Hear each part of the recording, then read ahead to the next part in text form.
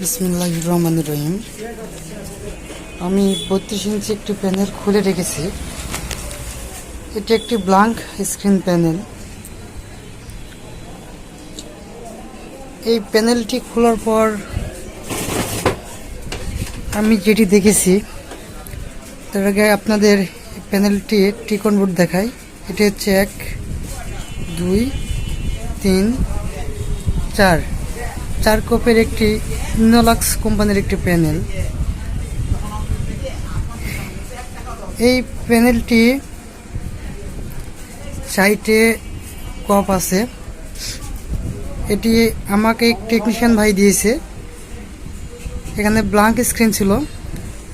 এর মূল কারণ ছিল এখানে ডিসি টু ডিসি আইসির যে ভোল্টেজ, সব ভোল্টেজ ড্রপ ছিল, কোনো ভোল্টেজ ছিল না। এটির যে মূল কারণ ছিল সেটি মূলত এই যে কপ, এই কপটি শর্ট থাকার কারণে ভোল্টেজটি উঠছিল না। শর্টটি রিমুভ করার জন্য আমি যে কাজটি করেছি, এখানে ভিজিএস এবং ভিজিএল দুটি ভোল্টেজ শর্ট। এটির জন্য আমি যেটি করেছি, এখান থেকে ভিজিএস এবং ভিজিএল লাইনটি কেটে দিয়েছি। আর দেখতে পাচ্ছেন এই কপের এপাশে ভিজিএস ভিজিএল দিলেও শর্ট হয়ে যাচ্ছে, এপাশে দিলেও শর্ট হয়ে যাচ্ছে, যার কারণে আমি এই কপের VGS voltage VGL voltage disconnect করেছি। এখানে আমি ভিজিএস ভিজিএল বাইপাস করে দিয়েছি। আবার এখান থেকে আমি ভিজিএলটা ডিসকানেক্ট করে দিয়েছি। এখানে ভিজিএসটা ডিসকানেক্ট করে দিয়েছি। আর এখানে আমি যে ভিজিএস ভোল্টেজটি আছে, এই ভিজিএস ভোল্টেজটি যদি দেখেন, আমি ওয়্যারটি লাগাই রাখছি।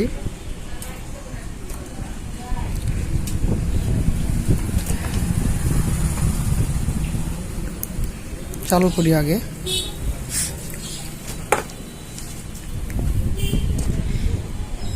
এখানে লাইনগুলো টানার পর আমার এর পাশের যে স্ক্রিন, যে দেখতে পাচ্ছেন, এই পাশের যে স্ক্রিন, হাফ স্ক্রিন, এখানে স্ক্রিন ঠিকঠাক, কোনো সমস্যা নাই। আমার যে সমস্যা মূলত এই যে কপটা আছে, এই কপে কিছু মডিফাই করেছি। এখন আমি যদি এখানে ভিজিএস ভোল্টেজটি এখান থেকে দিই, দেখেন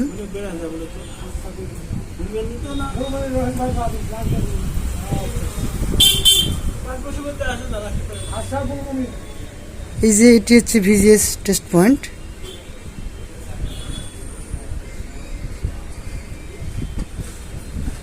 ভিজিএস টেস্ট পয়েন্ট এখানে যদি দিই তাহলে দেখেন কি হয়।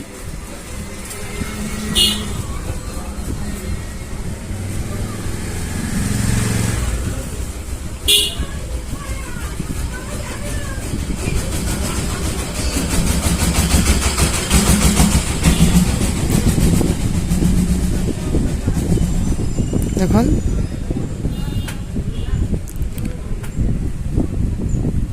স্ক্রিনটি এখন চলছে।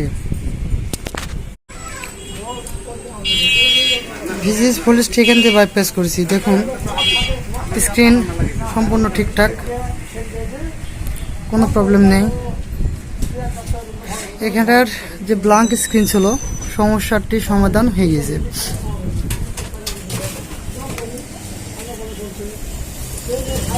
কাজটি দেখলাম অল্প সময়ে, কিন্তু এটি করতে অনেক সময় লাগছে, অনেক মডিফাই করে কাজটি কমপ্লিট করা। দেখুন সম্পূর্ণ ঠিকঠাক। তো বন্ধুরা, এই ছিল একটি কাজটি দেখার জন্য সবাইকে ধন্যবাদ। ভিডিওটি ভালো লাগলে লাইক কমেন্ট শেয়ার করবেন। আর এসব ধরনের ভিডিও সবার আগে পেতে চ্যানেলটি সাবস্ক্রাইব করে রাখুন। ধন্যবাদ সবাইকে।